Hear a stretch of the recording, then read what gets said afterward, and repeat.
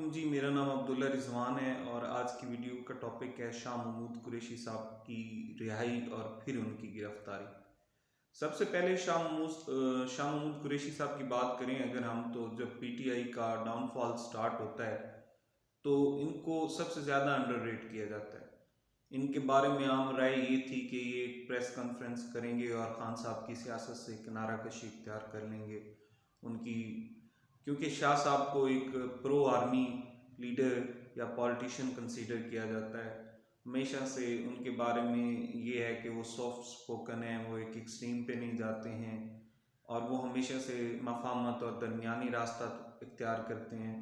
और उससे पहले जो उनकी एक हिस्ट्री रही है कि वो पार्टीज़ को छोड़ के दूसरी पार्टीज़ को ज्वाइन कर लेते हैं, तो उनसे उनके बारे में राय यही थी कि वो बहुत जल्द प्रेस कॉन्फ्रेंस करेंगे। बहुत दफ़ा खबरें आई, शाह महमूद कुरैशी साहब का टाइम फ्रेम दिया गया कि जी फलां दिन को इतने बजे जी वो कॉन्फ्रेंस करने जा रहे हैं, लेकिन उसकी बजाय और बहुत से लोगों की कॉन्फ्रेंसेस आ गई जिनके बारे में लोगों की राय नहीं थी कि वो छोड़ के जाएंगे या वो प्रेस कॉन्फ्रेंस करेंगे, जैसे कि असद उमर हो गया, फवाद चौधरी हो गया, इस तरह के और बहुत से सियासतदान।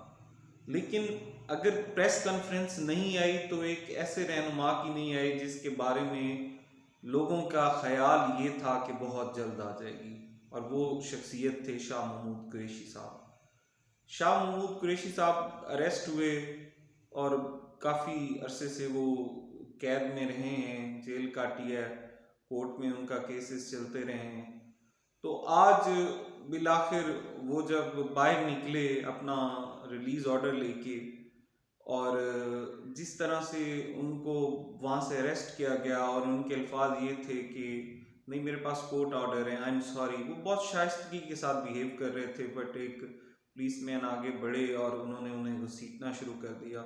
और जिस तजलील से वो उन्हें घसीट रहे थे, अफसोस होता है कि आप 2 दफ़ा के फॉरेन मिनिस्टर रह चुके हैं पाकिस्तान के, और वो कहीं भाग नहीं रहे थे। वो अगर दिफा कर रहे थे तो सिर्फ इतना कह रहे थे कि मेरे पास कोर्ट ऑर्डर है, आप ये नहीं कर सकते। बट अनफॉर्चुनेटली 3MPU के तहत उनको दोबारा अरेस्ट किया गया है। लेट्स सी आगे जाके फर्दर उनके ऊपर और क्या केसेस बनाए जाते हैं या क्या मौक़िफ़ इख्तियार करती है स्टेट। लेकिन जो रवैया इख्तियार किया गया, जिस तरह से ये दबाने का इलेक्शन से पहले, तो मेरे ख्याल में शायद पाकिस्तान में ये तजर्बे पहले भी कामयाब होते रहे हैं कि ज़बरदस्ती किसी को दबा दो और फिर जो है रिजल्ट्स ले लो और उसके बाद उसको किसी ना किसी तरह थोड़ा बहुत कंपनसेट कर दो। पाकिस्तान में ये तजर्बात कामयाब रहे हैं और अनफॉर्चुनेटली हम लोग बहुत जल्द भूल जाते हैं कि यही सब कुछ होता है आया है। यहाँ पे जिसको सपोर्ट किया जाता है तो वो इतना विजिबल होता है कि उसकी सपोर्ट पता चल रही होती है कि भाई इसको सपोर्ट किया जा रहा है, और सबको पता होता है कि हम प्रोटेस्ट करें, हम जो भी करें, होना वही है जो सपोर्ट करने वाले चाह रहे हैं और जिस तरह सपोर्ट किया जाता है, और वो होता रहता है। और जब उसको निकाला जाता है या उसका डाउनफॉल स्टार्ट किया जाता है या वो सपोर्ट बंद की जाती है, या वो सपोर्ट बंद नहीं, आप कह लें कि मुखालफत की जाती है उसको और उसको फेल करने की कोशिश की जाती है, तो वो भी उतनी ही विजिबल होती है जितनी सपोर्ट विजिबल होती है। फिर वो लगता है कि उसका सही भी गलत लगता है, और जब उसको सपोर्ट किया जा रहा होता है तो उसका गलत भी सही लगता है, वो सब जस्टिफाइड होता है। तो आजकल ऐसा ही चल रहा है। आजकल पीटीआई को जिस तरह दबाया गया है इस वक्त, और उनके पहले जो जब उनके जा रहे थे रहनुमा अपने कागजात जमा करवाने के लिए, जिस तरह उनको अरेस्ट किया गया, फिर उनका इंतखाबी निशान लिया गया। 9 मई एक वाक़या है, उससे किसी को इख्तलाफ नहीं है कि वहाँ जो कुछ हुआ कोर कमांडर हाउस के घर पर हमला होना, वो नहीं होना चाहिए था। वो मुकदमात अपनी जगह, आपने वहाँ से हटा दिया, चेयरमैनशिप से हटा दिया, वो सारी बातें हो गई। अब इलेक्शन है, इलेक्शन अगर आप उसको दबाए बगैर हो लेने दें तो मेरे ख्याल में वो ज़्यादा बेहतर होगा। लेकिन अगर आप दबाएंगे तो शायद आपकी मर्ज़ी के नताइज ना आए। लेकिन अनफॉर्चुनेटली यहाँ तारीख कुछ और है, यहाँ पे मर्जी के नताइज आ जाते हैं दबाने के बाद ही, और यही एक वाहिद कामयाब तजर्बा है। लेकिन उसको फिर कभी आगे चल के अप्रिशिएट नहीं किया जाता, उसको जमहूरी तरीका नहीं कहा जाता। ये हम एक रिपीट मोड पे चल रहे हैं। जब से मुल्क बना है, मुल्क टूटा है, फिर इलेक्शंस हुए हैं, फिर इसी तरह सपोर्ट अगेंस्ट सपोर्ट अगेंस्ट, ये चलता है। हमें अब इससे आगे बढ़ना है। कब तक वही तरीका होगा जैसे कि पहले होता है? ये जो कुछ आज हो रहा है ये कोई नया नहीं है। ये मैं जब से being a student of law and political science, मैंने तो कोई एक अलग हिस्ट्री नहीं पढ़ी, और जब से मैंने होश संभाला है कोई अलग हिस्ट्री देखी भी नहीं है। वही हम सेम मोड पे हैं।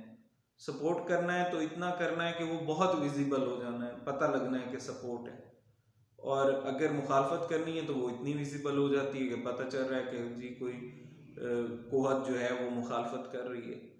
तो ये कब एक नेचुरल ग्रोथ कब होगी इस मुल्क में? नेचुरली एक चेंज कब आएगा? Two two wrongs can not make one right. ठीक है जी, उन्होंने तब सियासी सपोर्ट की बजाय उस वक्त ले ली जो सपोर्ट लेनी थी, लेकिन किसी को कहीं से तो नया एक आगाज करना पड़ेगा, किसी को तो दरगुजर करके एक नया रास्ता अख्तियार करना पड़ेगा। मुल्क कब तक इस चीज का शिकार रहेगा कि नहीं तब तुमने भी तो यही किया था, तब उसके मौके पे उसने भी तो ये किया था, यही तो होता आ रहा है कितना अरसा और कब?